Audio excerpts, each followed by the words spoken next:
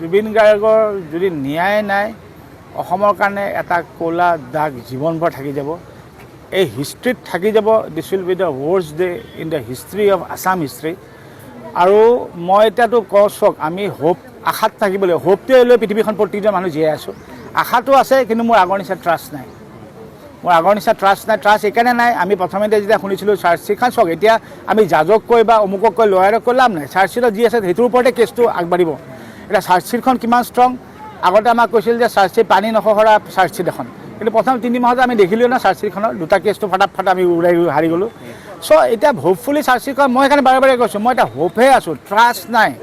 বিশ্বাস নাই মই হোপত আছোঁ কাৰণ কিন্তু মোৰ বিশ্বাস আছে ভগৱান আৰু অসমৰ ৰাইজ মই জানো জুবিন গাৰ্গে ন্যায় পাবই লাগিব ন্যায় আমি দিয়ামেই কাৰণ যিহেতু আমি নাজানো আমাক কোৱা হৈছে জুবিন গাৰ্গৰ হত্যা হৈছে চ' দাদাজনে ঠিকেই কৈছে জুবিন দাই যদি এই অসমখনত ন্যায় নাপায় এই অসমখনত ক'লা দাগ এটা লাগি যাব এতিয়া আমি চৰকাৰক আশা কৰি ন্যায় দিব বুলি ৰখি থাকিব নোৱাৰি কাৰণ বিজেপি চৰকাৰেতো হাত দাঙিয়ে দিলে আৰু কংগ্ৰেছ চৰকাৰেতো এই জুবিন দাৰ নামত পলিটিক্সে কৰি আছে কি ঠিক পাছত বা কংগ্ৰেছ চৰকাৰ জিকিলে জুবিন দাৰ ন্যায় দিব না নিদিব এইটো কাৰণে চবেই একেলগে ওলাই আহক চবে প্ৰচেছন কৰিম আন্দোলন কৰিম আমাৰ জুবিন দাই ন্যায় মুঠতে লাগিবই জয় জুবিন দা